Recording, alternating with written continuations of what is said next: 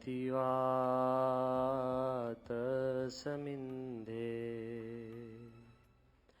वह निर्धते धरणिरुदधे लंघते नैव वेलाम् सोऽयं श्रीमान् निखिलजगताम् अन्तरात्मावतीर्णो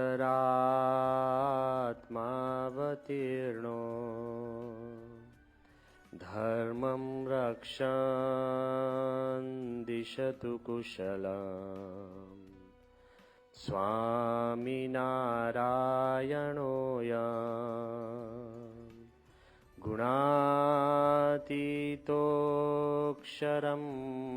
ब्रह्म भगवान् पुरुषोत्तमः जनो जानन्निदं सत्यं मुच्यते भवबन्धनात्। श्री स्वामिनारायण भगवाननी जय। अक्षर पुरुषोत्तम महाराजनी जय। गुणातीतानंद स्वामी महाराजनी जय। भगत जी महाराजनी जय। शास्त्री जी महाराजनी जय। योगी जी महाराजनी जय। गुरु हरि प्रमुख स्वामी महाराजनी।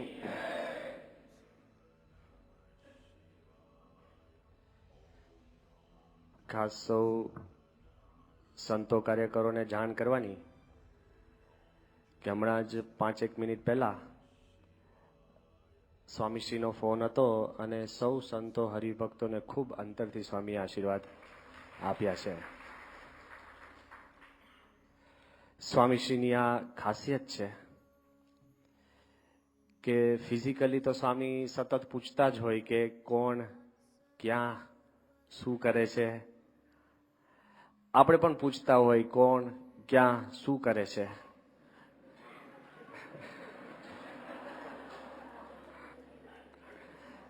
पण भेद शू छे? स्वामी वॉन्ट्स टू हेल्प। कुतूहलताथी नथी पूछता, मदद करवाना भावे पूछे छे। डॉक्टर पूछे कोण क्या केम, ही वॉन्ट्स टू हेल्प। अने विजिटर्स पूछे तो भावना होय पण ही कांट हेल्प। एम स्वामीश्रीनो जे आखो स्वभाव नेचर छे ने ए डीएनए उपर आपणो आखो संप्रदाय विकस्यो छे अने एना लीधे जे कांई आपणा कार्य बहु सरळताथी सारी रीते अंतरमां संतोष थाय।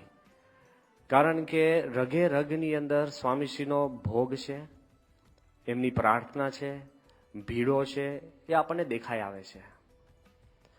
आजनो विषय छे कार्य प्रतिबद्धता। मने बहु अघरू पड्युं तुं बोलता। आ शब्द बोलवो ज अघरो छे तो जीवવો तो घणो अघरो होय। टूंकमां वात ए छे के आपणे विडियोमां जोयुं के गंगाधर शास्त्री दीकरो धाममां जाय छे तो पण एने पोते जे जवाबदारी छे ए जवाबदारीनुं वहन करे छे। बीजुं दृष्टांत आप्युं के गमे तेवुं युद्ध होय એટલે વ્યવહાર તો સામાન્ય થઈ ગયો।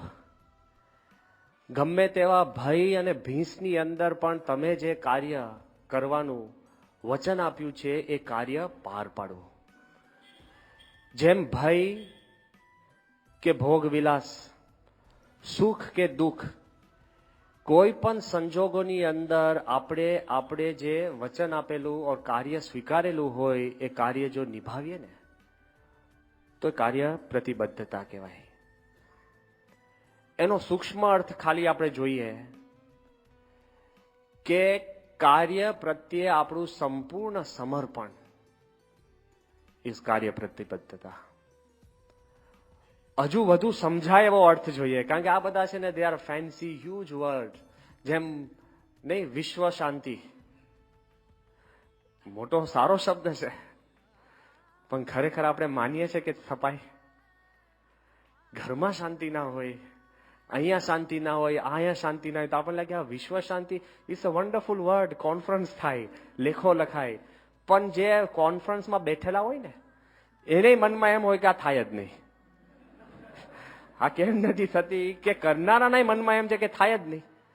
ઇન્ડિયા પાકિસ્તાનની વાટાઘાટ થાય તો લે, કેમ તમે એમ કહો છો? જો આપણા મનમાં અમુક વસ્તુ આપણે પૂર્વથી સ્વીકારેલું છે કે આ શક્ય જ નથી, ઇટ્સ નોટ પોસિબલ, એટલે આપણી આ વીકનેસ હોય છે. એમ કાર્ય પ્રતિબદ્ધતા આપણે જે વિચાર કરીએ છીએ કે એ વાત અતિ સૂક્ષ્મ રીતે સમજાવી રીતે આપણે જોઈએ ને, તો જે કાર્ય આપણે કરવા નિર્ધાર કર્યો છે ને એની પ્રત્યેનું આપણું બંધન, you are bound to the work that you have to do. હવે કોઈને છે ને બંધન ગમતા નથી. આપણને ભીંસ ક્યાં આવે છે? કોઈને બંધન નથી ગમતા. ઘણા બધા એમ કે સ્વામી છે ને અમને મળે છે કે સ્વામી હું સત્સંગ કરીશ પણ નિયમ નહીં. હા, નિયમ લઉં ને એક એમને એકટાણા કરીશ પણ નિયમ નહીં. પછી એકટાણા જયારે કરવાના થાય ને લોકો જોઈ કે એમ ખાય છે કે વાંધો નહીં લે. નિયમથી માણસ ગભરાતો હોય છે. ઘણા આપણને કે સ્વામી મને કાર્ય સોંપો પણ ડેડલાઈન નહીં. બોલો, ખાલી મુખ્ય કાર્યાલય બધા જ કાર્ય સોંપે પણ ડેડલાઈન ના આપે તો શાંતિ થઈ જાય કે નહીં? દુઃખ આપણને કાર્યનું નથી, ડેડલાઈનનું છે. હું તમને કહું પ્રવચન કરો કે તૈયાર છું કે 5 મિનિટમાં, તો નહીં. ડેડલાઈન ક્રિએટ્સ ટોટલ આપણા મનની અંદર જે પ્રશ્ન થાય એ તમામ એનાથી ઉત્પન્ન થતા હોય છે. મારે ખાલી આજે આપને એટલું જ કહેવું છે કે ઘણા બધા બંધનો આપણે સ્વૈચ્છિક રીતે સ્વીકારેલા છે, ઘણા બધા. તો આ બંધન સ્વીકારવામાં આપણને પ્રશ્ન શું છે? વિચાર કરજો કે દેહનું બંધન સ્વીકાર્યું છે કે નહીં? દેહ સાજો માંદો થાય તો રડાય છે? કઈ પ્રશ્ન કરી શકીએ છે? જો સ્વીકારેલું જ છે આપણે દેહનું બંધન. હજુ આગળ તમે વિચાર કરજો કે પૃથ્વીનું બંધન આપણે સ્વીકારેલું છે કે નહીં? પૃથ્વીનું બંધન છે, તમે ગમે તેટલા કૂદકા મારો ને કૂદીને ચંદ્ર પર જવાય છે. જો એ બંધન સ્વીકાર્યું છે ને તો મનમાં પ્રશ્ન નથી. કર્મનું બંધન, કોઈ પૈસાદાર હોય, કોઈ ગરીબ હોય, કોઈ રૂપવાન હોય, કોઈ કુરૂપવાન હોય, રડીએ છે? આખી જિંદગી રડીએ ને કેમ ભગવાન મને કુરૂપ કર્યો? There is no solution. ગમે તેટલા સાબુના લાટે લાટા ઘસો ને ચામડી ધોળી થવાની. હા, જો કેફથી બોલ્યા, વ્યવસ્થિત કહેવાય. ઘસવાનું બંધ કરો. મારે એટલું કેવું છે, આ બધું જે કોસ્મેટિક ક્રીમ્સ આવે છે ને, ફેરનેસ ક્રીમ, બધાના મનમાં સૂક્ષ્મ રીતે એવું હોય કે હું છું એના કરતા વધારે થોડોક ધોળો હોત ને ઉઘાડ નીકળે તો ભગવાન દયા કરે. પણ જે કોસ્મેટિક ક્રીમ બનાવે છે એણે અમને કહ્યું છે કે આ ખાલી એક માર્કેટિંગ ટેકનિક જ છે, શક્ય જ નથી. Because it is genetically designed, you cannot become fair like that. તો પણ મારે એટલું જ કહેવું છે કે જેમ તમે દેહનું બંધન, પૃથ્વીનું બંધન, કર્મનું બંધન આપણે સ્વીકારીને ચાલીએ છીએ, સ્વભાવનું બંધન, કોઈને ક્રોધ હોય, કોઈને સ્વાદ હોય, એ તો ભગવાન કૃપા કરે. ગુરુના માર્ગદર્શનથી વાસના તળે નીકળ 99% લોકો એ કર્મનું બંધન કહેતા કે સ્વભાવનું બંધન સ્વીકારીને જીવે જ કે નહીં? જીવે જ છે. તમે જયારે લગ્ન કરો કોઈ તો બરાબર છે, લગ્ન તો કર્યા. ઘણા અમને કહે છે કે સ્વામી હવે ડિવોર્સ કરે છે. આપણે કે કેમ? 15 વર્ષ પછી? કે સ્વામી પછી ખબર પડી કે આ કેવા છે. તો આપણને લાગે કે આટલું બધું કેવી રીતના ખબર નથી? પણ છે ને, આ બધું પેકેજ ડીલ હોય છે. અમુક તમે સ્વીકાર લો છો કે હવે હું ઘરે જઉં તો 2 શબ્દ સાંભળવાના જ, આ સાંભળવાનું, અને તમારી પત્ની પણ સ્વીકાર લે કે આમનું આ જ તંત્ર છે. હવે જયારે સ્વીકૃતિ થાય ને ત્યારે સુખ થાય છે. ધેર ઇઝ નો ટ્રાન્સફોર્મેશન જો સ્વભાવનું બંધન સ્વીકારીએ છે. લાગણીનું બંધન, કોઈને કોકની માટે હેત હોય કે લાગણી બંધાય ને તો એની માટે બધું જ કરવા તૈયાર છે. હું ટૂંકમાં દ્રષ્ટાંત આપું છું, સાચું છે. 1987ની સાલમાં બાપા અલ્હાબાદ હતા અને સ્વામી ઉપર એક પત્ર આવ્યો ઇંગ્લેન્ડના એક યુવકનો. અંગ્રેજીમાં પત્ર હતો. બહુ જ ટૂંકમાં હું ખાલી મેઇન આઈડિયાઝ જ કહું છું, કારણ કે પત્ર બહુ લાંબો હતો. એને સ્વામીને લખ્યું કે બાપા, કે હું જે કોલેજમાં ભણું છું એમાં મને એક છોકરી ગમે છે, પણ સ્વામી મને એટલી ગમે છે કે તમારી કલ્પનામાં નહીં આવે. ધન્ય છે ને એને તો ક્યાંથી આવે? પહેલી લાઈન. પછી એને શું લખ્યું આ સાંભળજો, ક્લાઇમેક્સ છે કે સ્વામી કે હું સ્કૂલે કે કોલેજે જઉં છું, ચોપડા નથી લઈ જતો, કેમેરો લઈ જાઉં છું. જેટલી વાર છોકરી નજરમાં આવે હું ફોટા પાડું છું. દિવસ દરમિયાન હું એને જોઉં અને રાતના સાંજે આલ્બમમાં ફોટા જોઉં. પણ પ્રશ્ન ક્યાં છે કે એ મને ધિક્કારે છે, હાંસી મજાક ઉડાડે છે, મારી જોડે બોલવા તૈયાર નથી, મારી સામે જોવા તૈયાર નથી. હવે મારા મનમાં એમ વિચાર આવે છે કે એ જ્યારે રસ્તો ક્રોસ કરતી હોય ત્યારે હું જાણી જોઈને કોઈક ગાડી જોડે અથડાઉં, એટલે હું રોડ એક્સિડન્ટમાં મરતો હોઉં ત્યારે પણ આવીને મારું મોઢું જુએ, તમે મને આજ્ઞા આપે તો હું આવું કરું. કોની પાસે આજ્ઞા માંગે છે તું? શું કરવા માટે? કયું જંગ જીતવો છે? શું કરવું છે?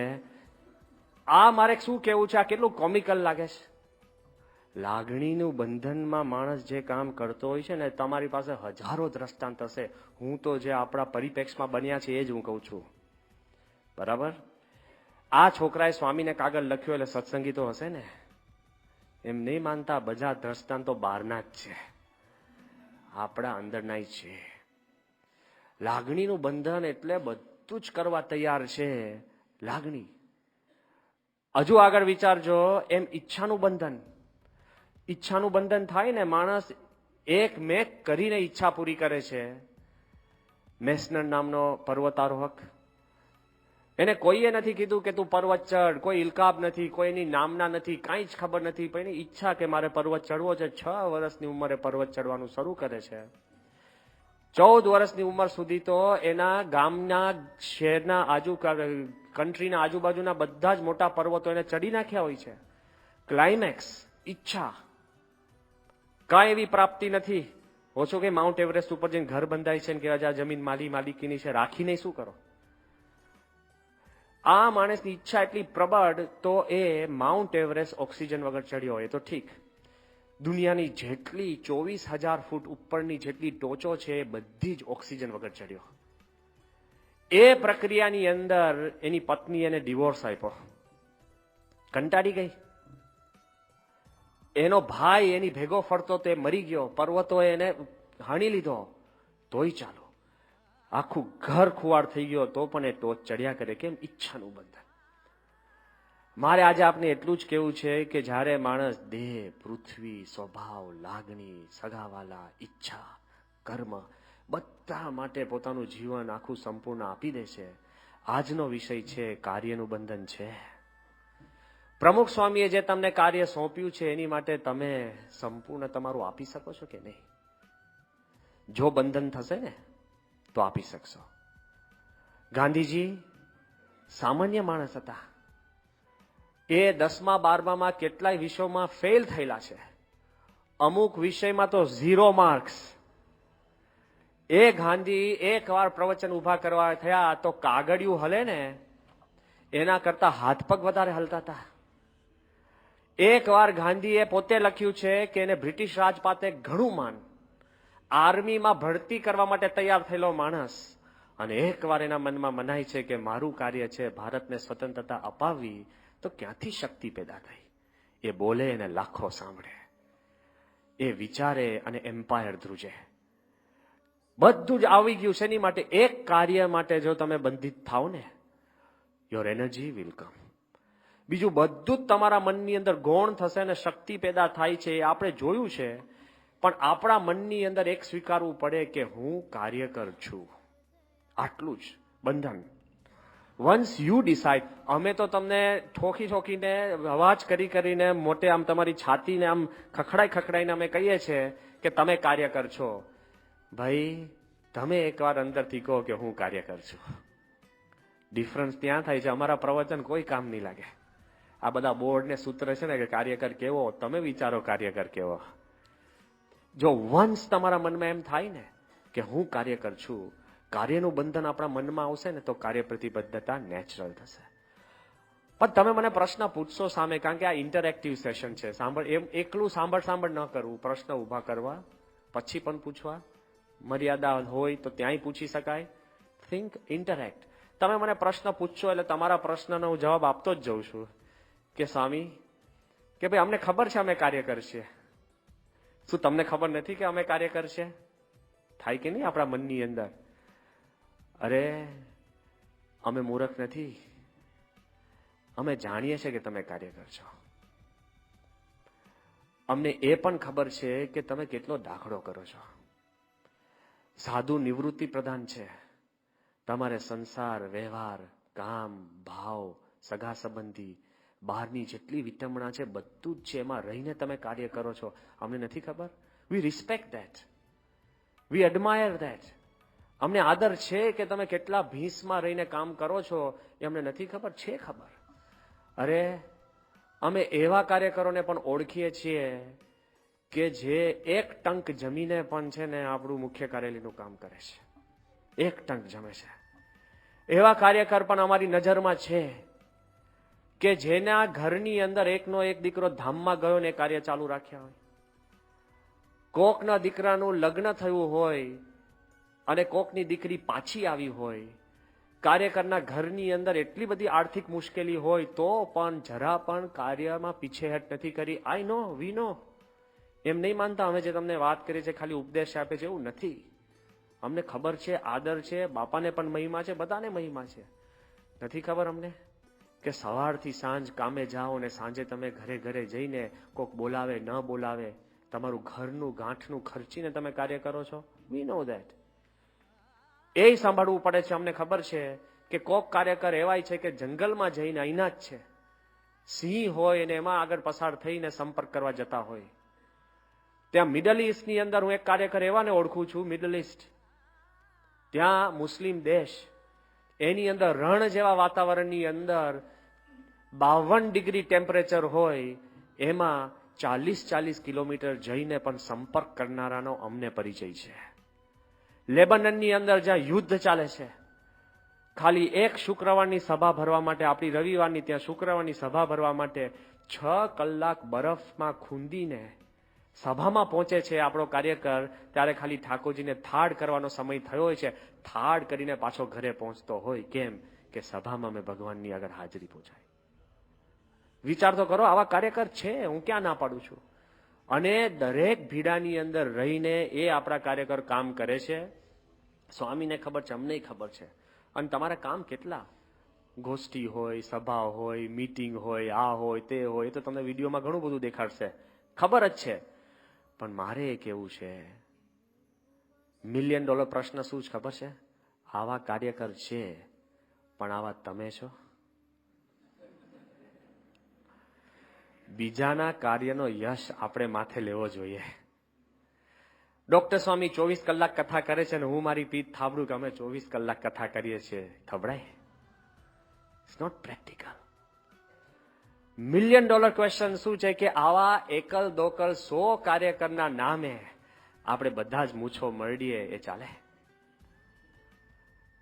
શાંતિથી અંતરદ્રષ્ટિ કરજો. અત્યારે તમને પૂછું કે ચંદ્ર પર માણસ પહોંચ્યો, આપણે કહીશું હા. બીજો પ્રશ્ન પૂછું, કેટલા માણસ પહોંચ્યા? જો માણસની ખૂબી કેવી છે, ચંદ્ર ઉપર લગભગ 6 જ લુનર મિશન ચંદ્ર ઉપર પહોંચી છે અને દરેક વખતે 2 જ એસ્ટ્રોનોટ ચંદ્ર ઉપર પગ મૂક્યો છે. 12 મનુષ્યોએ ચંદ્ર ઉપર પગ મૂક્યો છે અને આપણે 6 અબજ માણસો મૂછો મળીએ કે અમે ચંદ્રને જીતી લીધા. હવે 6 અબજને ચંદ્ર ઉપર લઈ જવા હોય તો વિચારો. હા, એ ખાલી તમારા કુટુંબીજનનો ખાલી ફોટો લઈ જવો હોય ને તોય કેટલું પેટ્રોલ ખર્ચાઈ જાય છે. તમે અમુક ગ્રામ જ તમને વજન લઈ જાય. આપણે ના કહેવાય કે હવે મારે આ લઈ જવું છે, આ છે ને તે છે ને આખી પૂજા લઈ જવી છે, એ બધું ના ચાલે. તમે એસ્ટ્રોનોટ હોય તો કેટલું બધું અઘરું છે. કેવું એ છે કે ખાલી 6 અબજને જો ચંદ્ર પર લઈ જવા હોય તો યાન જુદા, વ્યવસ્થા જુદી, તંત્ર જુદું, લોજિસ્ટિક્સ જુદા, રહેવાનું જુદું, ત્યાં કરવું શું, પાણી પીવાનો પ્રશ્ન શું કેટલું બધું તમારા મગજમાં આવી જાય. એમ મારે આજે એટલું જ કહેવું છે કે આપણે આપણા 5 કે 10,000 કાર્યકરોને ચંદ્ર ઉપર લઈ જવા છે, કહેતા કે બધાનું સ્ટેટસ ઊંચું કરવું છે. કાર્ય પ્રતિબદ્ધતા એટલે શું? 100 સારા છે એ નહીં, અમે સૌ સારા છીએ. This is the level. Raise the bar and તમારી એનર્જી પ્રગટ થશે. એટલા માટે આપણે આ વાત કરીએ છીએ. પણ તમે હજુ મને કહેશો કે સ્વામી ઉભા રહો 1 મિનિટ, તમને ઉત્સાહ નથી? 100% ઉત્સાહ છે. તમે કહો સ્વામી ઉત્સાહ તો જુઓ, એક શિબિર બાકી નથી રાખી, 98% અહીંયા હાજરી છે. કોંગ્રેચ્યુલેશન્સ છે ને, 98% જેવું છે, બરાબર. અને પેલા 2% બીજે ભરી દેશે. 100% કરજો. હા, પણ તમે મને કહો સ્વામી અમને ઉત્સાહ છે, તો અમે કાર્યકર નથી? દરેક શિબિરમાં હાજર, દરેક સભામાં હાજર, દરેક ગોષ્ઠીમાં હાજર, ગમે તેવું બધું કામ કરું છું, બધામાં મારો ઉત્સાહ છે. તો તમે કઈ રીતે મને કહેશો કે અમે કાર્યકર નથી? જો I want to tell you, ઉત્સાહ એક વાત છે, પણ કાર્ય પ્રતિબદ્ધતા એટલે ઉત્સાહ ઇઝ નોટ ઇનફ. ઘણા ઉત્સાહી હોય ને, ઉત્સાહમાં કામ બગાડે. ઉત્સાહી હોય ને દહીં બિચારું મેળવણ થયું ને, આંગળી ખોસ કરીએ, થયું પતી ગયું, ખલાસ. ખ્યાલ આવ્યો ને? પહેલું તમારે જો કોઈ ટેન્શન વાળું કામ હોય ને, અમે ઘણા પસાર થઈ ચૂક્યા છે ઘણી બધી એવી સ્ટ્રીટ્સમાંથી, જે ઉત્સાહી ને બેસાડી દેવા પડે. કારણ કે એ 50 ને ઉભા કરે, હાલો ભાઈ ઉભો રે, તું હમણાં બેસ, પહેલો એને પકડો તમે. એવું નથી કે ઉત્સાહી ખોટા હોય છે, પણ ઘણા એવા હોય. આ તો 2 મિનિટ મારી વધશે, પણ અત્યારે કહી દઉં પ્રસંગ, કારણ કે આ નેચરલી છે. હવે ભલે સાંભળે, આપણે છે ને અમદાવાદના કાર્યકર હતા વિઠ્ઠલદા, અત્યારે તો અમેરિકા છે, બરાબર ને? યાદ છે ને બધાને? હવે વિઠ્ઠલદાને કહેજો બ્રહ્મવિહારી યાદ કર્યા હતા તમને. આ ખાનગી વાત છે, પણ આપણે ઘરના છો એટલે. તો એ વિઠ્ઠલદા અને સખત ઉત્સાહી અને પહેલા જ હાજર હોય. એક વાર અમે દેવહુણા અને ચાલાસન ખરા ને, ચાલાસનમાં અમારે ત્યાં બધું આપણે ભરત ચાલાસન ને સુરેશ ચાલાસન ને એ બધાના ગામે કઈ ઉત્સવ રાખવાનો હતો. એટલે અમે બધા ત્યાં ગયા અને અમે કીધું કે પહેલા કાર્યકર વહેલા જજો, સંતો આવવાના છે, ત્યાં બધાને ભેગા કરજો, ને પાછું ગામ આખું ભેગું થતું હોય તો આપણી મર્યાદા સચવાય, આમ છે ને તેમ છે ને બધું આયોજન કરજો. ને 10-12 કાર્યકર પહેલા મોકલ્યા હતા, એમાં વિઠ્ઠલદાય હતા. અને વિઠ્ઠલદા ત્યાં ગયા ને પછી બધાને શરૂ કર્યું, બધા ગામ ઓમ આવો કે બધાને ભેગા કરી દીધા. ને બીજા આપણા મેઇન નિર્દેશકો હતા, પણ આ તો કોઈ પોસ્ટ વગરના, પણ ઉત્સાહી એટલે. અને આમ ભેગા કરે, આમ કરે. પેલો કે અમે આમ સાહેબ આમ કર્યું છે, કે આમ નહીં આ કરી નાખો, આ બદલી નાખો. પેલો કે આમ કરે, આમ આ નહીં કે પેલા કે ગાદલા લાવો ને આમ કરો ને ખુરશીઓ લાવો ને એ કામ કરો, બળદ ગાડા જોડો ને. આખું ગામ બધું આમ વેર વિખેર ને ફરતું થઈ ગયું. પછી કે ભાઈ આ કરે કે ભાઈ નિર્ણય કોણ લે છે? એ કે એ જ હું કઉ છું. એ કે બોલાવો સરપંચને. એટલે કે હું જ સરપંચ છું, મને સાંભળો તો ખરા. સરપંચ ને કે તું હમણાં બેસ. એટલે હવે આ પછી અમે પહોંચ્યા હતા, પેલા સરપંચ કે સાહેબ સ્વામી બહુ સારું થયું તમે આવ્યા. કેમ? તો વિઠ્ઠલદા કે બોલતો કેમ નથી ક્યારનો? અડધો કલાકથી તને કે કરું છું. લે વિચાર કરો, ઉત્સાહ ઇઝ નોટ ઇનફ. કાર્ય પ્રતિબદ્ધતા એટલે કાર્ય સમજવું પડે, સમયસર કરવું પડે, ઉત્સાહથી કરવું પડે અને સતત કરવું પડે. સિમ્પલ છે. આ કે બહુ મોટું કે હું તમને એવું ભણાવવા નથી આવ્યો કે બધા સુપર ડુપર આપણે IIM ના classes. This is simple logical. તમારે કોઈ કાર્ય કરવું હોય તો તમારે કરવું પડે. 1 અબજ માણસનો ઉત્સાહ પણ તમને મદદરૂપ નથી થઈ શકતો. ઓલિમ્પિક્સ હતું, બધા ભારતીયો નતા કરતા, આપણે જીતીએ મેડલ. ઉત્સાહથી રમતો જીતાતી નથી, પરફોર્મન્સ. 1 અબજ કે અમે 1 અબજ છે ને બહુ કામ કર્યું, આમ છે તેમ છે. It doesn't work like that. તમારે કાર્ય કરવું જ પડે તો કામ થાય. એમાં થોડાક મુદ્દા છે, બધા શાંતિથી સાંભળી લો. અને આ તમારે જીવનમાં એટલે ઉતરશે તો યુલ ગેટ અ ચેન્જ. પહેલું છે ને, કોઈ પણ કાર્ય તમારે શરૂ કરવું હોય ને તો first you need clarity. Clarity એટલે સ્પષ્ટ જ્ઞાન. જો ક્લેરિટી નહીં હોય ને તો ઉત્સાહ. વિઠ્ઠલદાને ખબર જ નથી શું કરવાનું છે. હોહા ને બળદો પછી અમને નડ્યા, કેટલાય છાણ કરીને જતા રહ્યા. 100% હું તમે બધા બળદો આવે તો શું કરે? તો બીજું શું કરે બળદો? ગાયને બળદો ભેગા કરીને મોકલી દીધા. એ તો જે હોય બહુ લાંબી કથા છે, હવે એ પાછી આખું પ્રવચન રહી જશે. તો first you need clarity. Clarity એટલે સ્પષ્ટ જ્ઞાન. તમને ગમે તેટલો ઉત્સાહ હોય અને હું તમને પાયલોટના કપડાં પહેરાવ, ટોપી પહેરાવ, બિલ્લા મારી દઉં અને પ્લેનની કોકપીટમાં બેસાડી દઉં, ઉત્સાહ છે, પણ તમે મને પૂછો કઈ સાપ દબાવી? 500 સાપ છે તમારે ઉપર, ચાંપ 500, એમાં કઈ દબાવી? હેઠું આવે, ઉપર ના જાય. ક્લેરિટી, તમારે જે કામ કરવું છે એનું જ્ઞાન સ્પષ્ટ જોઈએ. ઇફ યુ હેવ ધેટ તો જ કાર્ય આગળ થશે. પણ ઘણી વાર ક્લેરિટી હોય પણ અબિલિટી ના હોય. આપણને ક્રિકેટનું જ્ઞાન તો સંપૂર્ણ છે કે નહીં? સંપૂર્ણ છે. પણ ઇન્ડિયાની ક્રિકેટ ટીમમાં મૂકી દે તો હોવું તો હોવું ના થાય આમાં. હા, હાલે જ નહીં. કેમ? અબિલિટી નથી. ક્લેરિટી હોય but if you don't have the ability, આવડત ના હોય ને તો યુ કાન્ટ પરફોર્મ. બરાબર? પણ ઘણી વાર ક્લેરિટી હોય, અબિલિટી હોય, આવડત પણ હોય નહીં. ઘણા માણસો બહુ વાચાડ હોય, બુદ્ધિશાળી હોય, બહુ જેને ઇતિહાસનું જ્ઞાન હોય, ઇન્ડિયા પાકિસ્તાનના સંબંધના નિષ્ણાતો હોય, એ ઇન્ડિયા પાકિસ્તાનમાં સમાધાન કરાવી શકે? ઓથોરિટી નથી. આપણા જેવા તો ઘણા નીકળી પડે. ઓથોરિટી, તમે ઇન્ડિયા પાકિસ્તાન બેવ મોરછાપ મારી દે તો તમે કામ કરી શકો. ઓથોરિટી ના હોય તો કાંઈ કામ નથી કરી શકતા. અત્યારે આપણું કેમ ઉપજે છે? કારણ કે સ્વામીએ મોરછાપ મારી છે કે અમારો કાર્ય કરશે. જાઓ કોકના ઘરે જઈને ઉભા રહો. હા, આપણા ઘરમાં આપણા દીકરા ન સમજતા હોય તો બીજાના દીકરા કેમ માને છે? ઓથોરિટી. તો ઘરમાં સ્વીકારાય જ નથી ઓથોરિટી. સમજી ગયા? તો બહુ ઘરે જઈને વિચાર કરજો, અત્યારે નહીં. Go home and think. ઘણું તો પાછળથી તમને સ્ફૂરશે. બહુ સૂક્ષ્મ વાતો છે.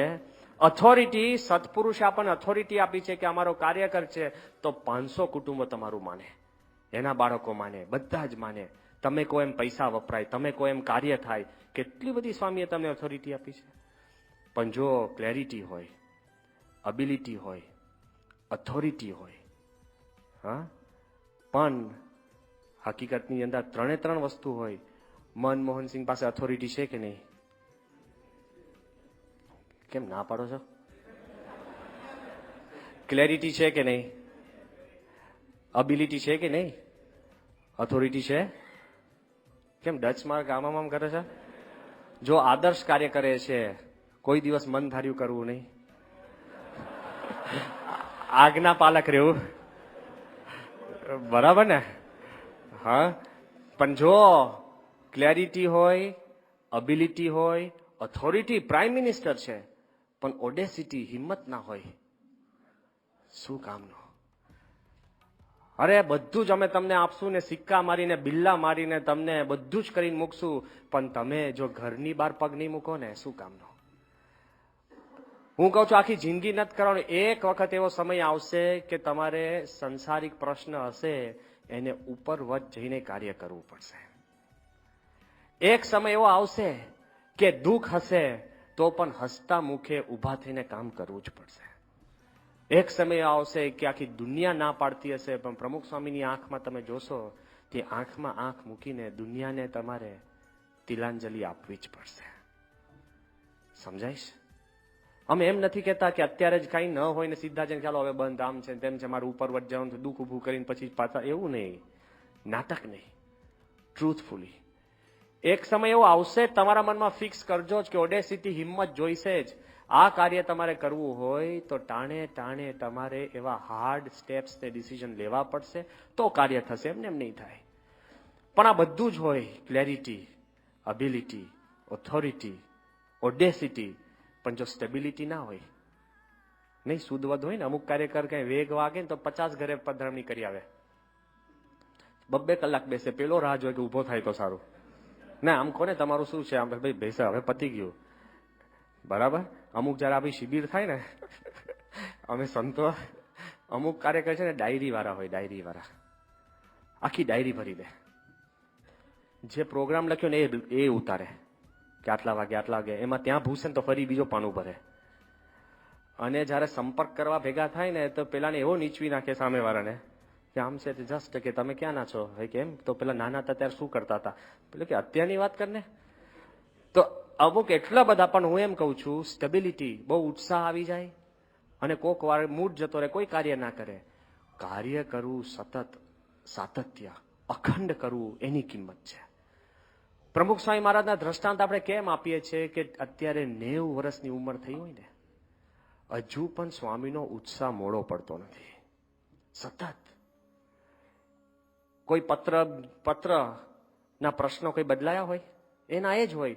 તમે જ કોને, તમારા ખાલી પ્રશ્નના પાત્રો બદલાય, પ્રશ્ન તો એના એ જ હોય ને. કે સ્વામી આ માનતો નથી, કે પેલા મારો દીકરો નતો માનતો, હવે કે દીકરી નથી માનતી. પણ નથી માનવાનું તો એનું એ જ થયું ને, પાત્રો બદલાયા. આ માસ્ટર ડ્રામા છે, પાત્રો બદલાય, પ્રશ્ન એના એ જ રહે આપણને. ઓકે, તો એમ સ્વામીને એના એ જ પ્રશ્ન છે, પણ લેશ માત્ર સ્વામી આટલા વર્ષ સુધી જરા પણ મોડા નથી પડ્યા. અને કેટલું બધું પદ્ધતિસર કાર્ય, બધું જ સાથે.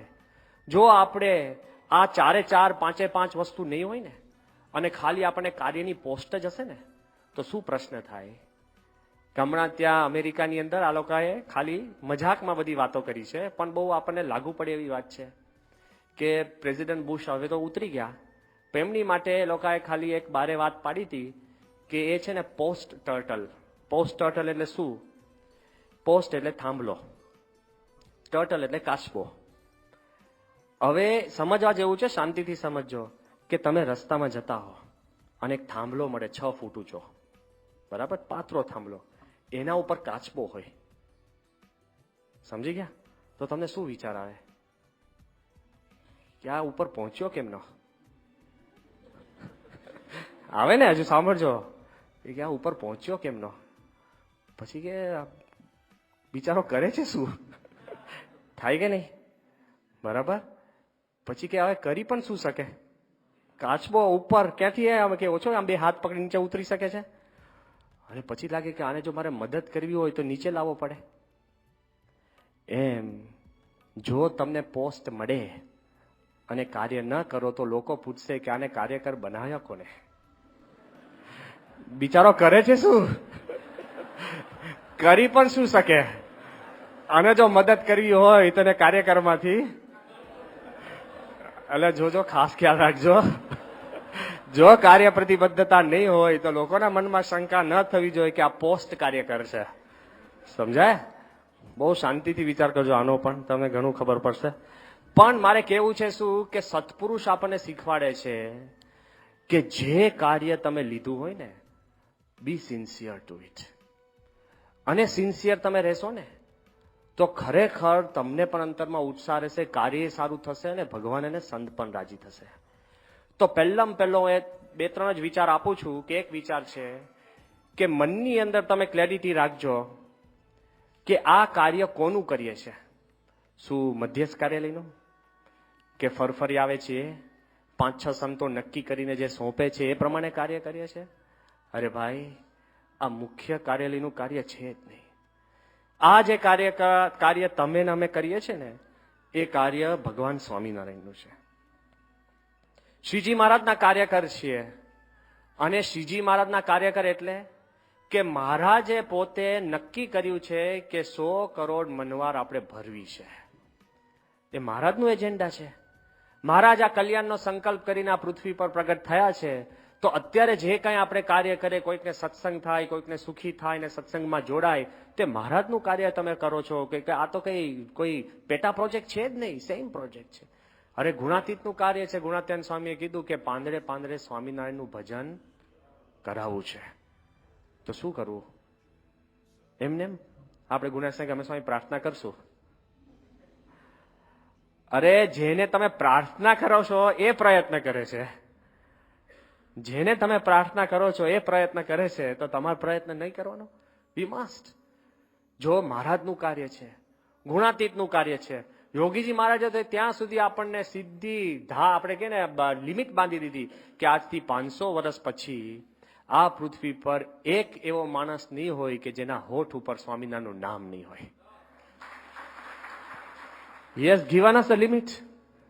તો એની અંદર આપણે જોડાયા છે અને એ કાર્ય આપણે કરવાનું છે. તો આપણને ખબર પડે કે આ દિવ્ય કાર્ય છે ને દિવ્ય સંકલ્પ છે. It is not a routine કે તમે ખાલી કોઈ પણ ફરફરિયાના ઓર્ડર્સ ફોલો કરો છો. મહારાજના ચોપડે આ નોંધાય છે. અને શ્રીજી મહારાજના ચોપડે નોંધાવવું એટલે ખ્યાલ છે, મગજના કમાડ ખોલી નાખો. આ વાત તમે ઘણી વાર સાંભળી હશે, પણ અંતરથી વિચારજો.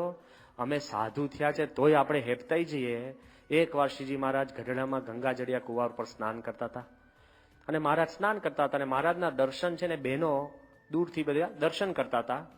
હવે બહેનો દર્શન કરતા હતા, અંદર વાતો કરતા હશે અને વાતો કરતા કરતા લાડુબા જીવુબા વાતો કરતા હતા કે કેટલા મોટા આપણા ભાગ્ય, જે ગોપ ગોવાળોને મળ્યા હતા અને ગોપીઓને જે ભગવાન મળ્યા હતા, જે મૂર્તિ મળી હતી આપણને સાક્ષાત અત્યારે મળી અને ગોપીઓના જેવું આપણું કલ્યાણ થશે એવી અંદર લોકો ગોષ્ઠી કરતા હતા. એમાં તો કોઈ વાંધો હતો નહીં, ભગવાનની જ વાત હતી. શ્રીજી મહારાજ આ સાંભળી, મહારાજ સાંજે પધાર્યા, આરતી કર્યા પછી અક્ષરોડી મહારાજ પધાર્યા અને બહેનો બધી દર્શન કરવા. મહારાજે કે તમે દૂર રહો. તો કે બહેનો કે મહારાજ કેમ અમે દૂર રહીએ, અમે ભૂલ શું કરી? કે તમારી સમજણ ગોબરી છે. તો કે મહારાજ એવી સમજણ કઈ? મહારાજ કે તમે ગામ ગપાટા મારતા હતા ને સવારે, આ ગામ ગપાટા છે? કે મહારાજ અમે તો ગોષ્ઠી કરતા હતા. તો મહારાજ કે તમારી સમજણ ગોબરી છે. કે કેમ? જો આમાં કોઈને નીચું પાડવા નથી, કોઈનું નીચું કરીને આપણું ઊંચું કરવાય નથી, પણ ફેક્ટ ઇઝ ફેક્ટ. આપણા મનમાં ક્લેરિટી હોવી જોઈએ આપણને શું પ્રાપ્તિ છે. શ્રીજી મહારાજ કે જે ગોપીઓને જે મૂર્તિના દર્શન થયા હતા એ મૂર્તિને તો આ મૂર્તિના દર્શન જ નથી. શું તમે આ ખાલી તાળીઓ પાડવા માટે નથી, તમે સમજો આ બહુ જ ડીપ વાત છે. મહારાજ કે આ મૂર્તિના અવતારોને શ્રીજી મહારાજના દર્શન નથી. મહારાજ કે તમે કહો છો કે ગોપીઓના જેવું તમારું કલ્યાણ. શ્રીજી મહારાજ કે છે કે તમારા ઘોડામાંથી અધર્મી કોઈક પાણી પીશે, અધર્મી, તમારા ઘોડામાંથી કોઈ અધર્મી પાણી પીશે, એનું કલ્યાણ ગોપી ગોવાળના જેવું છે, તો તમારી શું વાત કરો છો? મહારાજ હજુ કે છે, હજુ તો બહેનો હજુ આ ઘૂંટડો ઉતારે ને સમજણનો. મહારાજ કે તમારા દરબારની અંદર ગાય, ભેંસ, બળદ અને ઘોડા, એનું કલ્યાણ સીધું અક્ષરધામમાં છે, તો તમારી શું વાત કરો છો?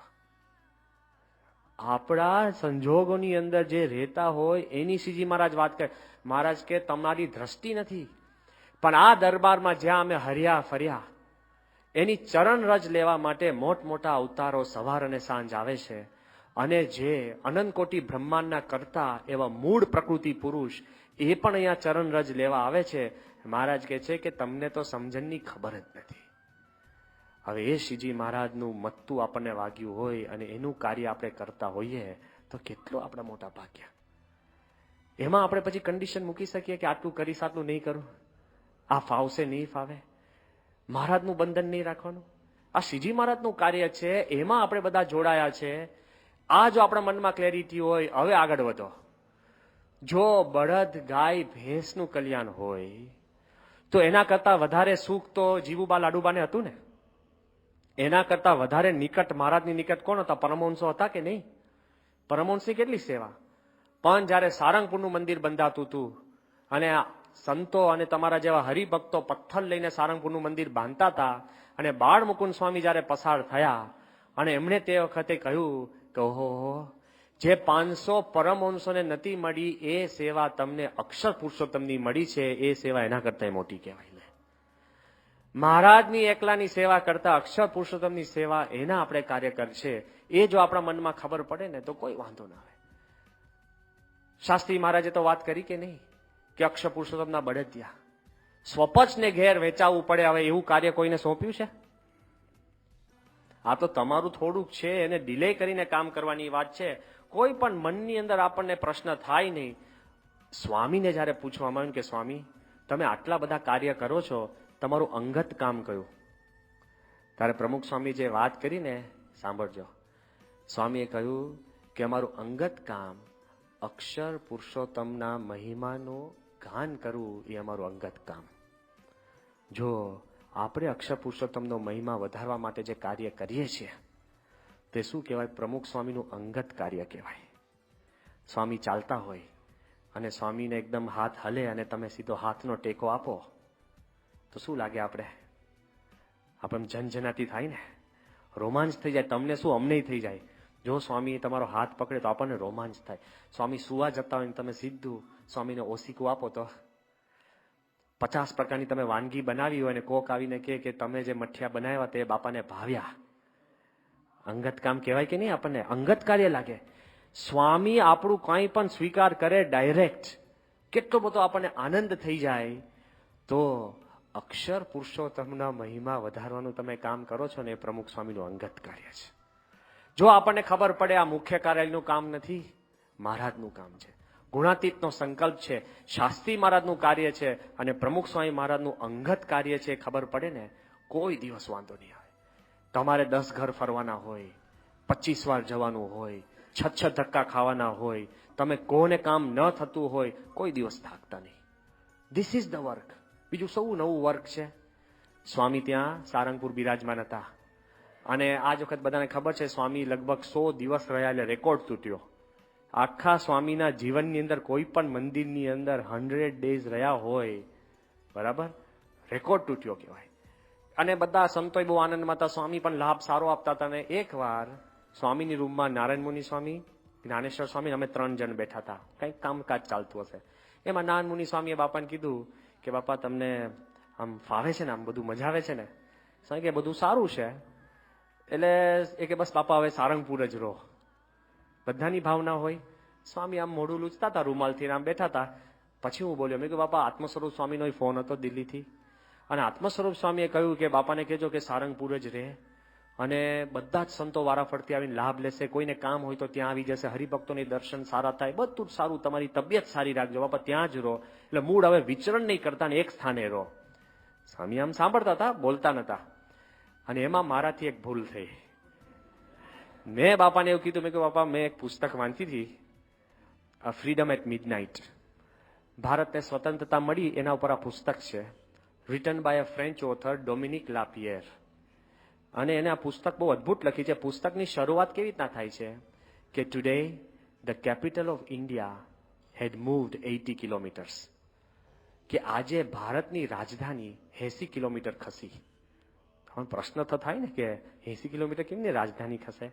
પછી બીજું વાક્ય લખ્યું છે, Gandhi had travelled 80 kilometres to a village. Gandhi 80 kilometre ખસ્યા એટલે ભારતની રાજધાની 80 કિલોમીટર ખસી. એટલે એ સ્વામીને હું બાપાને સમજાવવા લાગ્યો. મેં કહ્યું બાપા જ્યાં ગાંધી ત્યાં રાજધાની, એમ બાપા જ્યાં તમે ત્યાં રાજધાની. તમે સારંગપુર તો સારંગપુર આપણી રાજધાની, તમે બોચાસન બોચાસન રાજધાની, તમે બાપા જો ગઢડા તો ગઢડા રાજધાની. મેં કહું હવે ચિંતા ન કરતા, તમે જ્યાં હો ત્યાં આપણી રાજધાની અને શાંતિથી રહો, વિચરણ ઓછું કરો. આવું જયારે બોલતો હતો ને એટલે સ્વામીનું છે ને ત્રીજું નેત્ર આમ ખુલ્યું અને સ્વામીએ શરૂ કરી દીધું તરત. સ્વામી કે તમે બધા કહો છો કે આરામ કરો, આરામ કરો, વિચરણ ના કરો, વિચરણ ના કરો. સ્વામી કે શેનું વિચરણ ના કરીએ? સ્વામી કે તમે તો જોયા નથી. સ્વામી કે મેં શાસ્ત્રી મહારાજને જોયા છે. ઉંમર, પગે વાહ સૂજી ગયા હોય, તળિયા લાલ થઈ ગયા હોય, ચીસ પડે એવી પીડા હોય અને 2 હરિભક્તો ઊંચકીને શાસ્ત્રી મહારાજને ગાડામાં બેસાડે, એ પરિસ્થિતિમાં શાસ્ત્રી મહારાજ જે પધરામણી કરતા સ્વામી કે મેં જોયા છે. કારણ કે યોગી બાપાને અનેક રોગો, લોહી ટપકતું હોય તોય એવી સ્થિતિમાં યોગી બાપા 2 માળ ચડીને હરિભક્તોને ત્યાં પધરામણી કરે છે. સ્વામી કે તમે મને કહો છો કે વિચરણ બંધ કરો, બંધ કરો. સ્વામી કે નારાયણ મુનિ આ લખી રાખો. સ્વામી કે લખો, લખો. સ્વામી કે સાધુની ટ્રેનિંગ તમે આપો છો, સાધુને ગળ થૂથીમાં નાખો, સાધુ જન્મે ને ત્યારથી એને નાખો કે છેલ્લા શ્વાસ સુધી વિચરણ કરવું છે. સ્વામી કે વિચરણ કરવું છે. પછી સ્વામી એકદમ કેફમાં આવી ગયા. સ્વામી મને કે તું કહે છે કે રાજધાની, રાજધાની? સ્વામી કે હું તને કહું રાજધાની એટલે શું? સ્વામી કે આપણા એક એક હરિભક્તનું ઘર એ આપણી રાજધાની, ત્યાં આપણે જવું છે. વિચાર તો કરો, ઉંમરમાં બીમાર છે, પરિસ્થિતિ નથી કાબુમાં, તોય સ્વામી છેલ્લા શ્વાસ સુધી વિચરણ ને પધરામણીની વાત કરતા હોય અને તમારા એક એક ઘરને સ્વામી રાજધાની માનતા હોય તો આપણે એક એક હરિભક્તને ત્યાં સંપર્ક કરતા શું પ્રશ્ન થાય છે? સત્પુરુષ કરે છે ને. અને ક્યાં સુધી સ્વામીની આખી તાકાત છે, કેટલો ભીડો બેઠે છે ખબર તો પડે આપણને. અરે હમણાં જ થોડા સમય પહેલા એક માણસને મારે મળવાનું થયું, બહુ મોટા IAS ઓફિસર, સખત એમને સ્વામિનારાયણ માટે જ પ્રેજ્યુડિસ, પૂર્વગ્રહ, બહુ જ મોટા પ્રશ્નમાં બધા ઇન્વોલ્વ થયા હતા અને લગભગ 30-35 વર્ષથી ઓફિસર છે પણ હજુ એક પણ આપણા મંદિરમાં એને પગ નથી મૂક્યો. અને પાછું કેટલો પૂર્વગ્રહ. તમામ એના નીચલા અધિકારીને એક જ વાત કર્યા કરે, શું કે જો તમે સ્વામિનારાયણ મંદિરમાં ગયા ને તો લાડુડી નહીં લેતા, કારણ કે એક એક લાડુડી દીઠ તમારે એક એક એકર જગ્યા આપવી પડશે. ખરો માણસ કહેવાય. તાલીઓ ના પાડો. એ કે આ તમારે કરવું જ નહીં આમ તેમને. આ માણસ ભગવાનનું કરવું. અમે ભેગા થયા, વાતચીત કરતા હતા, થોડો કૂણો પડ્યો, આમ તેમ વાતચીત ચાલતી હશે અને એ વાતચીતની અંદર એક વાક્ય બોલી ગયા. એ કે બ્રહ્મવિહારી સાંઈ તમને ખબર નહીં હોય. મેં કીધું શું? કે હું જ્યારે પહેલો નવો નાનો આઈએએસ ઓફિસર તરીકે ગુજરાતમાં આવ્યો અને ડીડીઓ તરીકે સામાન્ય ગામમાં મારું પોસ્ટિંગ થયું, ત્યાં મારા ઘરે પ્રમુખ સ્વામી આવી ગયા છે.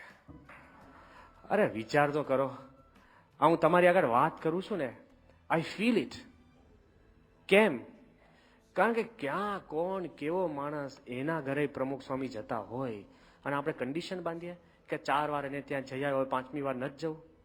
ગો, આપણું કાર્ય છે.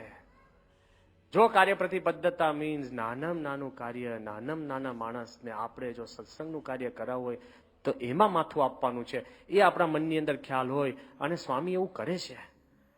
એમને આપણે વાત નથી કરતા. સ્વામી જે કાંઈ કામ કરે છે એ પોતાના ગુરુજનોને સ્વામી નજર સમક્ષ રાખીને સંપૂર્ણ કામ કરે છે. સ્વામીને ખબર છે કે ગુણાત્યાન સ્વામી એકવાર પધરામણી ગયા અને ગામમાં ગયા તો નદીમાં પૂર આવ્યું, આખા ગામમાં પધરામણી થઈ. એક માણસ નદીના સામે કોર ઉભો રહ્યો, બેઠો રહ્યો.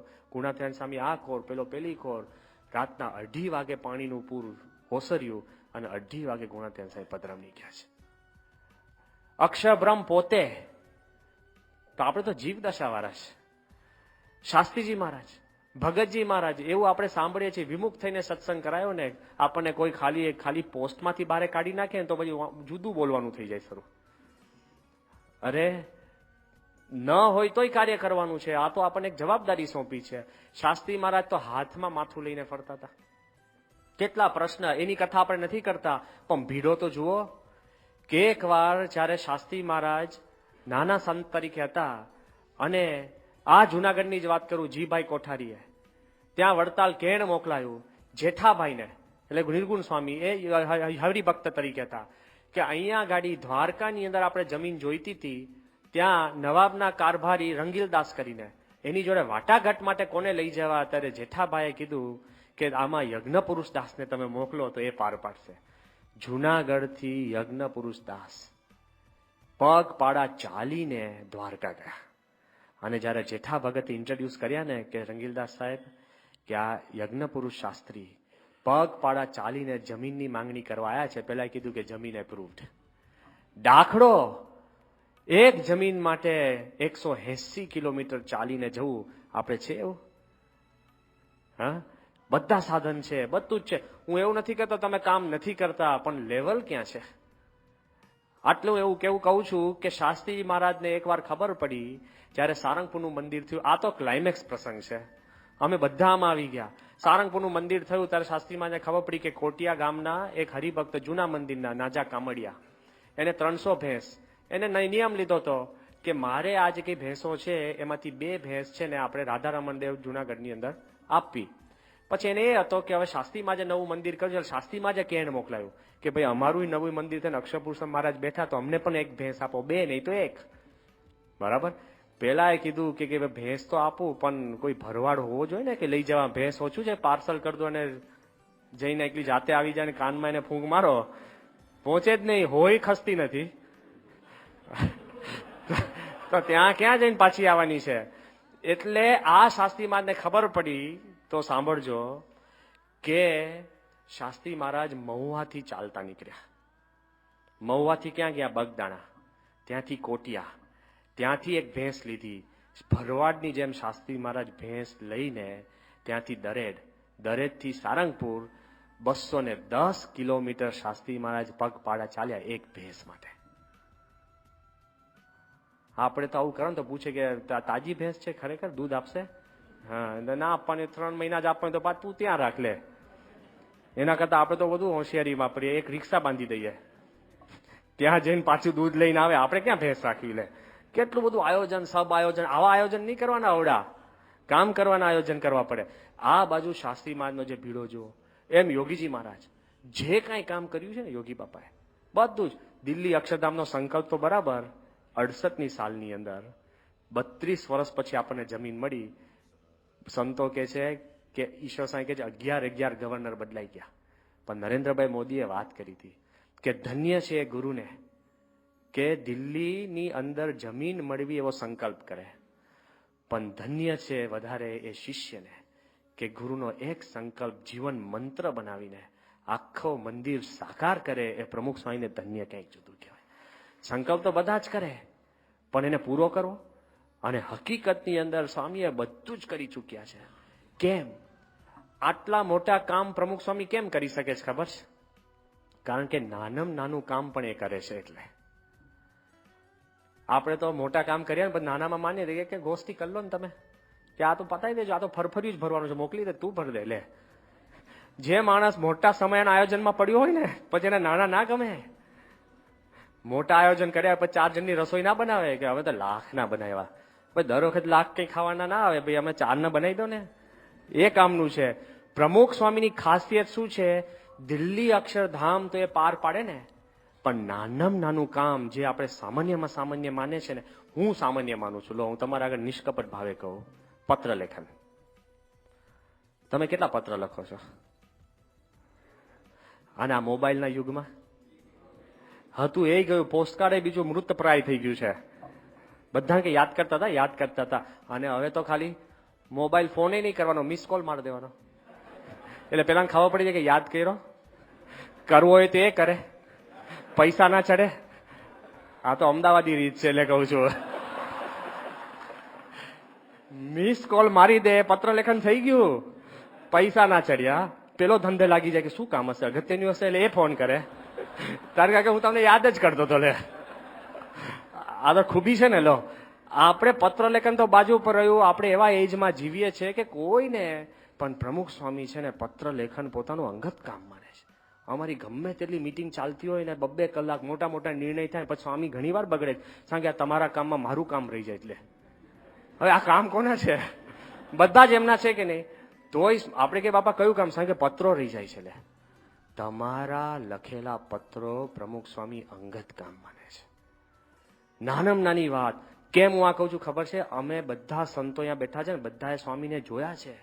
સ્વામીએ જમતા પત્રનો જવાબ આપતા જોયા છે, સૂતા સૂતા લખતા જોયા છે, બીમાર અવસ્થામાં સ્વામી પત્ર વાંચન કરતા અમે જોયા છે. અરે, સ્વામી એકવાર પ્લેનમાં ઊભા હતા, લઘુ પાણી કરવા જવું હતું, અને તે વખતે સેવક સંતો પેલું બાથરૂમની બારણું ખોલે અંદર વ્યવસ્થા કરતા હતા. એ 2 મિનિટની ઘડીમાં પણ સ્વામી પત્ર વાંચતા સંતોએ જોયા છે. ડેન્ટિસ્ટને ત્યાં ગયા હોય, અને ડેન્ટિસ્ટ પેલું ઇન્જેક્શન તૈયાર કરતા હોય. આપણે તો ડેન્ટિસ્ટને ત્યાં ગયા ને, ત્યાં જ ડોકું હોય. આમ શું કરે છે જોઈ તો લઈએ, કારણ કે આપણને વાગવાનું છે ને. એમાં કોઈ બીજાનું તૈયાર કરતો એમાં ટેન્શનમાં આવી જાય, પેલો લઈને બારે જતો રહે પાછો.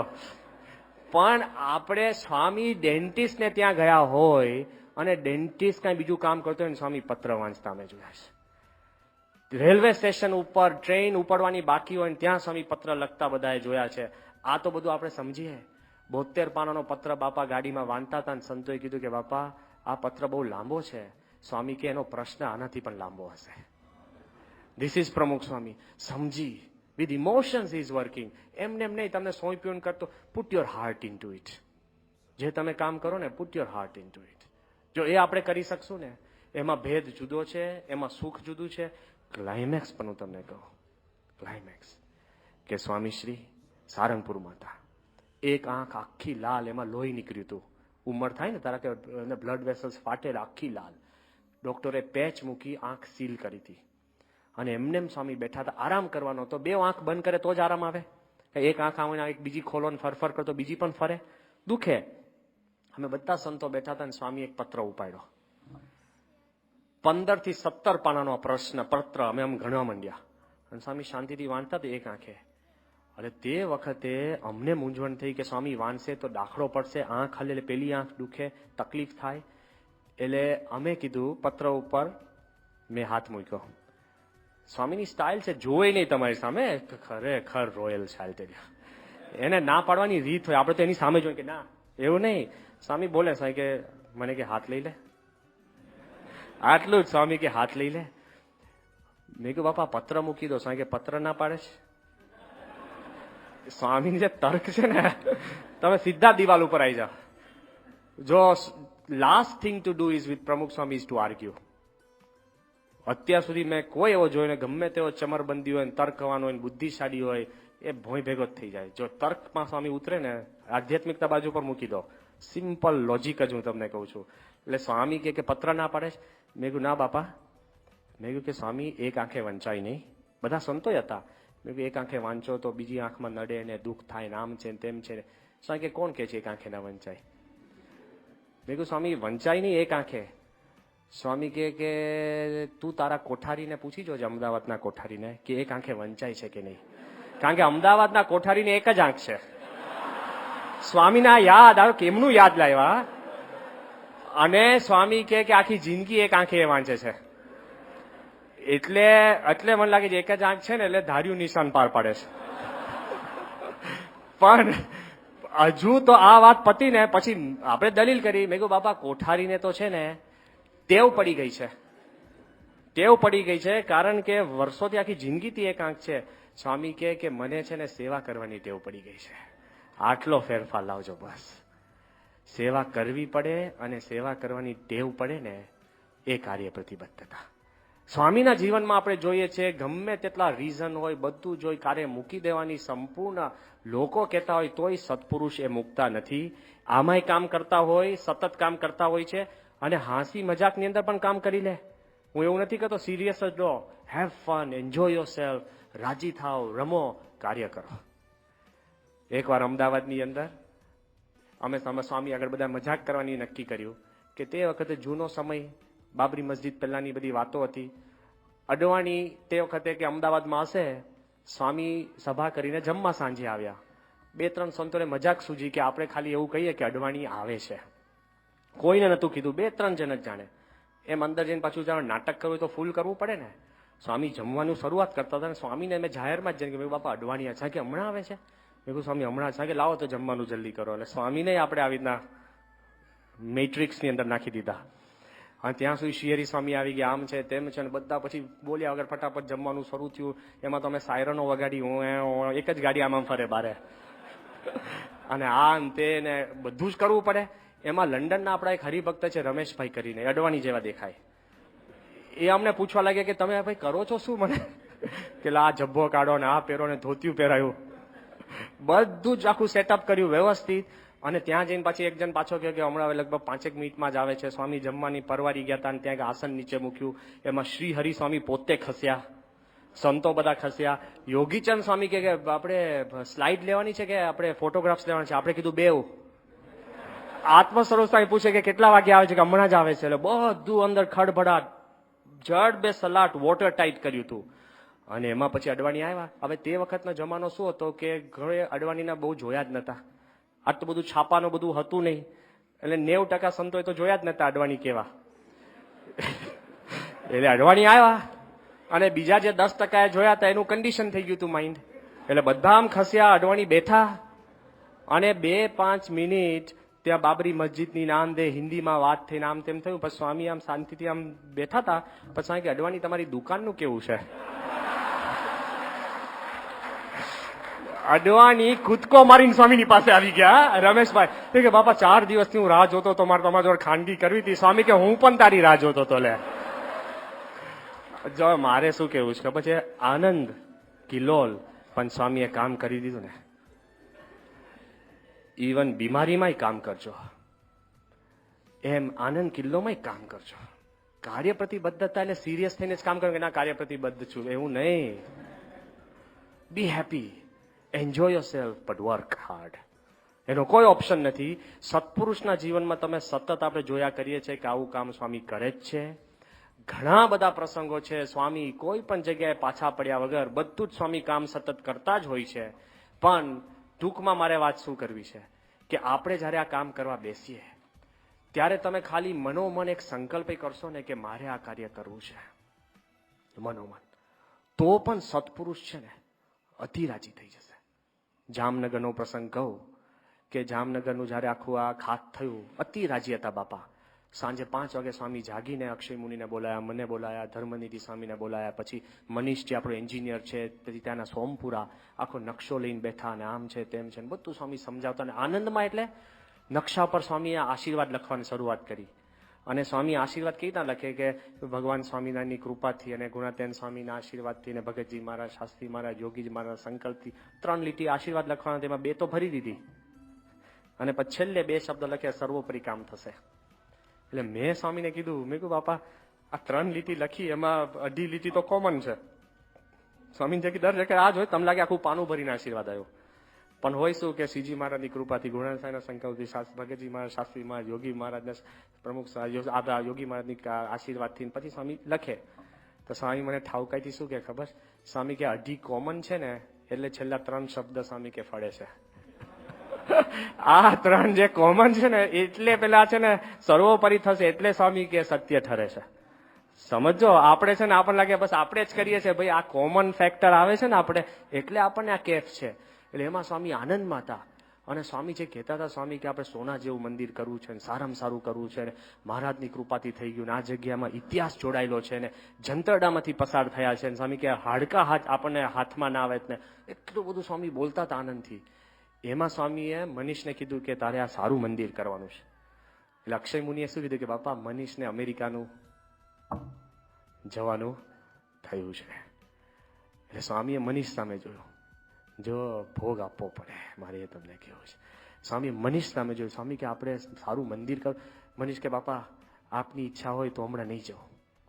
અને સ્વામી તરત રાજી થઈને એને ધપ્પો માર્યો. ત્યારે મનીષ એવું બોલ્યો કે બાપા મેં નક્કી કર્યું છે કે તમારા માથે માથું આપી દેવું, એવું જે બોલ્યો. અને પછી એક વાક્ય બોલ્યો જે મને લાગ્યું અત્યારે બોલ્યો. મેં કે બાપા અમારે બ્રહ્મવિહારી સ્વામી જોડે પહેલા વાત થતી હતી કે અમે એક વાત કરી હતી કે બ્રહ્મવિહારી સ્વામી ઘણી વાર વાત કરે છે કે આપણે જેમ પ્લેનમાં બેસીને દિવાલમાં અથાડી પેલા રોકાય વિમાન, એવા આપણે 100 કાર્યકર તૈયાર કરવા છે, એનું લિસ્ટ બનાવવું છે કે જે બાપાના વચને પ્લેનમાં બેસીને જિંદગી આપી દેવા.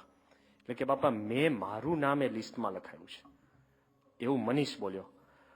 અને એવું જેવું બોલ્યો ને એટલે સ્વામી એકદમ રાજી થઈને સ્વામી એને આશીર્વાદ, સ્વામી કે તું ધામમાં જાય તો મહારાજ તને લેવા આવશે.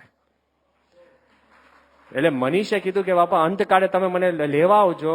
સ્વામી કે તારા આખા કુટુંબને શ્રીજી મહારાજ લેવા આવશે, તારું આખું કુટુંબનું કલ્યાણ પાકું. પેલો કે બાપા આપ આવજો, આપ. સ્વામી કે આપ પણ. એટલા કેફથી બાપા વાત કરતા હતા ને, બાજુમાં પેલો સોમપુરા બેઠો હતો પરીક્ષિત, જેને કાંઈ લેવા દેવાની. એને બાપાને શું કીધું કે બાપા મારું લિસ્ટમાં નામ રાખો ને. લે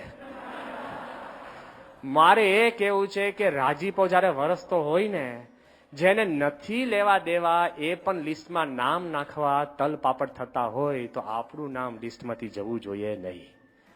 કાર્ય પ્રતિબદ્ધતા મીન્સ યુ ગીવ યોરસેલ્ફ. અને જો જે કામ સ્વામીએ શરૂ કર્યું હોય એ આપણે કરી શકીએ. એક વાત વ્યાજબી છે, કદાચ કોઈક સંતોને કહેશે કે મારી ઉંમર થઈ ગઈ, કોઈક એવું કહેશે કે દેહ હવે સાથ દેતો, બરાબર તરત બોલ્યા, આ વાક્ય બહુ પાકું લાગે છે, કે બીમાર છું, તકલીફ છે, અને હવે હું શું કાર્ય કરી શકીશ. આપણા મનમાં એમ થયા કરે કે હવે સ્વામી મને રજા આપો, છોડો, એવું મનમાં થતું હોય. હું તમને ખરેખર કહું, આનો જવાબ માર નથી આપો. તમે શ્વાસ રોકીને આ વાત સાંભળજો. તમે કહો છો તમે બીમાર છો, તમે કહો છો તમને ઉંમર છે, તમને કહો છો કે તમારા શરીરને તકલીફ છે, તો આટલું વિચાર કરજો. પ્રમુખ સ્વામી મહારાજે 800 મંદિર બાંધ્યા, 800 થી વધારે. 800 થી વધારે જે સ્વામીએ મંદિર બાંધ્યા છે, એમાં 728 મંદિર હાર્ટ એટેક પછી બાંધ્યા છે. સમજાઈશ? એમાં 530 મંદિરો બાયપાસ પછી બાંધ્યા છે. આ તો આપણને ખાલી બાયપાસના એંધાણ આવે ને તો 10-10 વર્ષ સુધી ઘરમાં રંગ ના બદલે. કે હવે કેમનું બદલું? માથાના રંગ બદલવાનું બંધ થઈ જાય કે હવે તો બસ આવી ગયું. ખબર છે? કાંઈ ના કરી શકો. રૂમ બદલે ને એટલે કે દેશ કેમ બદલો છે? આ રૂમ બદલી, દેશ ક્યાં બદલે છે? આપણને લાગે આખો આખી કન્ટ્રી બદલાઈ ગઈ. કેટલો બધો માણસ નાસીપાસ થઈ જાય. 530 ટેમ્પલ્સ આફ્ટર બાયપાસ. છે ફરિયાદ તમારે બીમારીની કોઈને? બસ પાકું રાખજો. એટલે કહું છું ઉંમરની અને સ્વામીએ જે મોટામાં મોટા કાર્ય કર્યા છે કે જે કોઈની કલ્પનામાં આવતા નથી, એ હાર્ટ એટેક ને બાયપાસ પછી જ કર્યા છે. 85નો 2 મહિના સુધીનો ઉત્સવ, લંડનનો જબરજસ્ત CFI, લંડનમાં ભારત સરકાર પણ 5 દિવસથી વધારે ઉત્સવ નથી કરી શકી અને આપણે મહિનો ઉત્સવ થાય. અરે 91માં અમેરિકામાં ઉત્સવ, જ્યાં ભર દિવસે કાળિયાઓ બધું ચોરીને તમારી હાજરીમાં થેન્ક યુ કઈ નીકળી જાય, એ પરિસ્થિતિમાં ઉત્સવ કરવો, એમને તમારો જ આભાર, તમારી પાસે જ ઉતરાવે લઈને જતા રહે, તો એ પરિસ્થિતિની ઉત્સવ. અને તમે વિચાર કરજો કે 95ની અંદર લંડન મંદિર બાંધવું, જ્યાં રિસેશન, અત્યારે રિસેશન શું ભયંકર રિસેશન, અને સ્વામી કે અમારા કાર્યકરો રસ્તા ઉપર આવીને પણ આ મંદિર પૂરું કરશે. શું વિશ્વાસ, કેવી રીતના પૂરું કર્યું છે, એમને બધાને એકદમ વિશ્વાસ ઉત્પન્ન થાય. કેટલી સ્વામીની સ્થિતિ. અમૃત મહોત્સવ 95માં બોમ્બેની અંદર સ્વામીએ બાયપાસ પછી જ સ્વામીએ નાયરોબીની અંદર મંદિર કર્યું, જ્યાં આખું ગામ કે નાયરોબીમાંથી તમામ ઇન્ડિયનો ભાગી જાય છે, ત્યાં રહેવાની સ્થિરતા નથી, તોય સ્વામીએ ત્યાં મંદિર કર્યું. હિંમત તો જો, આખી નદીનું વહેણ બદલ્યું. આ બધું ઇલેક્ટ્રિક પોલ ના બદલી શકે કે ભાઈ બદલવું બહુ અઘરું પડે છે, આ તો ઉપર આખી નદીનું વહેણ, નાયરોબી રિવરનું વહેણ બદલી શકે, મને લાગે છે કોઈની કેપેસિટી નથી. અને સ્વામી સંકલ્પ કરે અને થાય એક વસ્તુ. અને એના પછી 2000ની સાલ પછી ભૂકંપ, આવું મોટું કાર્ય, 100 સ્કૂલ, હોસ્પિટલો, નાના મોટી ઇન્સ્ટિટ્યૂટો સ્વામીએ પછી બનાવી છે. એમાં હ્યુસ્ટનનું મંદિર, શિકાગોનું મંદિર, ટોરોન્ટોનું મંદિર, તમે ગણતા જાઓ. નાના મંદિરો તમે આપણે કહે ને, આપણે અહીંના આપણે કહે કે સેલવાસનું મંદિર ને, પછી આપણે જયપુરનું મંદિર ને, હવે આપણે કલકત્તાનું મંદિર ને, કેટલાય નાના મોટા મંદિર, અહીંયા આગળ મોટા બિલ્ડિંગ કોઈને નજરમાં ના આવે. સત્પુરુષ આ બધું કામ કરે છે. એમાં દિલ્હીનું અક્ષરધામ, એટલે લોકો આપણને કહેતા કે ચંદ્ર ઉપર ખાત કરવું સહેલું છે, પણ દિલ્હીમાં મંદિર કરવું અશક્ય છે. અને બન્યું તો કેવું બન્યું, કેટલી બધી હિંમત કહેવાય. ભલા અમને કહે છે કે આ કાર્ય કોઈ દિવસ 5 વર્ષમાં પતે નહીં. તમે જાણો છો, અમે જાણીએ છીએ, કોઈ બધા માનતા નથી. જે જોવા આવ્યા ને, જેમ બાબા રામદેવજી આવ્યા અને એના શિષ્યોએ કીધું કે આપણે 800 કરોડની હોસ્પિટલ ત્યાં બનાવી, આયુર્વેદની સારામાં સારી. એના શિષ્યોએ કીધું કે બાબાજી કે આપણે પણ આવું અક્ષરધામ જેવું કંઈ બનાવીએ. રામદેવજી મહારાજ શું કહે છે કે ભાઈ કે આપણું એ કામ નહીં, આનો એક સહેલો ઉપાય છે. કયું? જેમ એમને શ્વાસોશ્વાસમાં બધું આપી દીધું ને, એ કે માની લો ને આપણું જ છે. ભલા સ્વીકાર કરતા સારી ભાવનાથી કે લોકો આપણી વસ્તુ આપણું માનવા તૈયાર હોય તો તમે તો માનો. આપણા મનની અંદર આ દ્રઢતા હોવી જોઈએ. જ્યારે શ્રી રવિશંકરજી જ્યારે સ્વામી પાસે આવ્યા અને સ્વામીને પગે લાગીને એક જ વાત કરી કે અબ તક જીતને હમેરે મંદિર નષ્ટ હુએ હૈ, એ સબકા જવાબ આપને એક બના કર દે દિયા. આખા ભારતનો ઇતિહાસ કોમ્પેક્ટ કરે છે, પેલો સર્વસ્વ માને છે. ભારત સરકારે વેબસાઇટ બનાવી છે ઇન્ડિયાની, એમાં દિલ્હી અક્ષરધામ મૂક્યું. શું લખ્યું છે ખબર છે?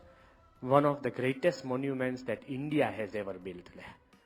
ભારત ભૂમિએ આવું જબરજસ્ત મોન્યુમેન્ટ બન્યું નથી ને બનશે નહીં, એવી ભાવનાથી એમને આ બધી રજૂઆત કરી. આ બધું જ્યારે સત્પુરુષ કરે છે, ક્યારે કે એટ ધ એન્ડ, મિનિંગ જે અત્યારે ઉંમર લાયકની ઉંમરે સ્વામીએ અઘરા કામ પોતે કર્યા છે. એ કેમ ખબર છે? કારણ કે સતત કાર્યરત રહે છે. છેલ્લો પ્રસંગ સૂક્ષ્મ છે પણ અખંડ યાદ કરજો.